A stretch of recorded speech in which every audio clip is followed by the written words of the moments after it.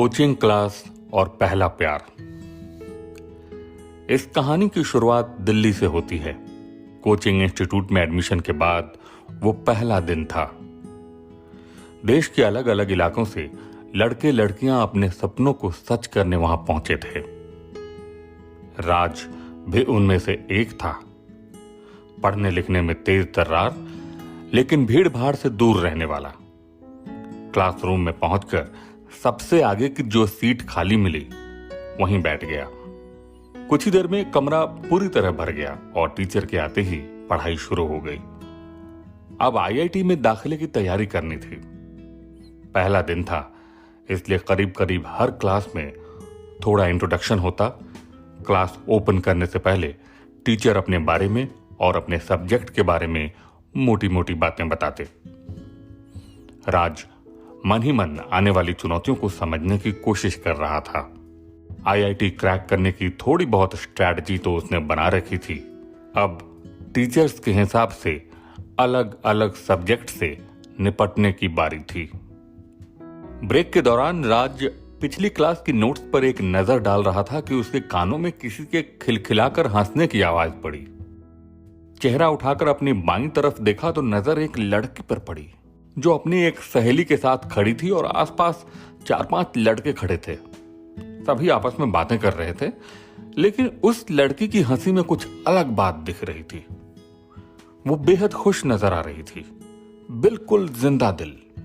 दोस्तों की बातों पर वो किसी बच्चे की तरह खिलखिलाकर हंस पड़ती थी, जबकि अभी अभी इनकी दोस्ती हुई होगी। राज हैरानी से उस लड़की को निहारता जा रहा था। दिल्ली आने के बाद उसे घर की बहुत याद आ रही थी, खासकर अपनी मां और छोटी बहन की। पिछले 3 दिनों से पढ़ाई के अलावा उसका ज्यादातर समय फोन पर ही बीत रहा था। परिवार वाले उसका हालचाल पूछते रहते।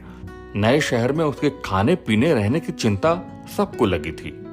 पुराने दोस्त कम ही थे, उनसे भी फोन पर थोड़ी बहुत बात होती। लगभग सभी दोस्त कंपटीशन की तैयारी के लिए बड़े शहरों में पहुंच चुके थे। कोचिंग क्लास के पहले दिन अपने स्वभाव के मुताबिक उसने ज्यादा लोगों से बातचीत नहीं की थी। साथ बैठे लड़के से भी सिर्फ हाय हेलो ही हो पाया था। घर की याद और अकेलेपन के इस आलम में उस लड़की की बिंदास हंसी देखकर अचानक राज के चेहरे का रंग बदल गया था। इसके बाद वो पूरे दिन उस लड़की से नजर नहीं हटा पाया। एक के बाद एक क्लासेस होती रहीं, पढ़ाई चलती रही, लेकिन बीच बीच में तिरछी निगाहों से वो उसे देखता रहा। ऐसा लग रहा था कि उसकी आंखें सब कुछ रिकॉर्ड कर रही थीं। क्लास के दौरान लड़की का सीरियस और शांत चेहरा भी उसे उतना ही सुकून दे रहा था। इस बीच जब एक टीचर ने क्लास के बीच उससे एक सवाल पूछ लिया तो राज घबरा उठा। एक पल को उसे लगा जैसे उसकी चोरी पकड़ी गई हो, लेकिन खुद को संभालते हुए उसने टीचर के सवाल का सही जवाब दे दिया था।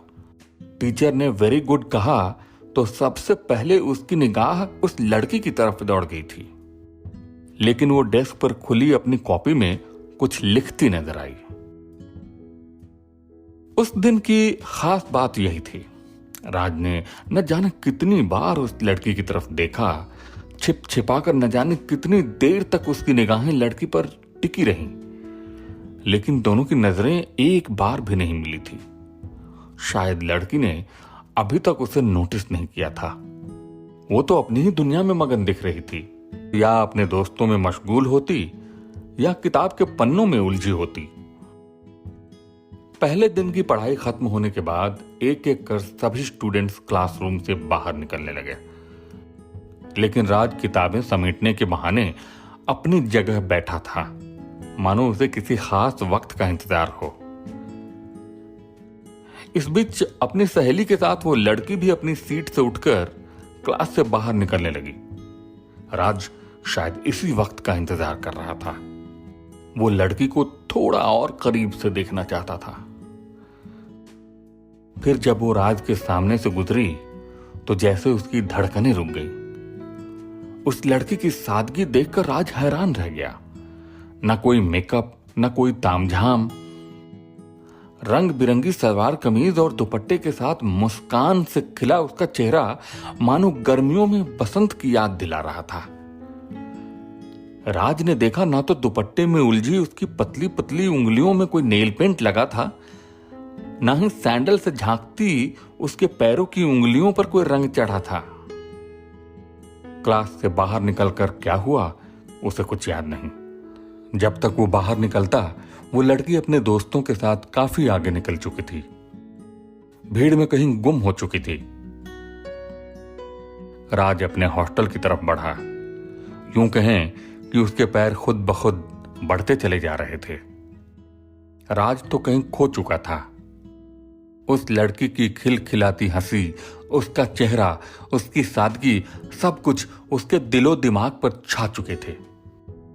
उसके हाव भाव राज के जहन में ऐसे उतर चुके थे कि रात भर उन्हें याद कर वो जागता रहा। किसी फिल्मी रील की तरह उस लड़की की तस्वीर पूरी रात उसकी आंखों के सामने घूमती रही। शायद राज के जीवन में ये प्यार की पहली दस्तक थी।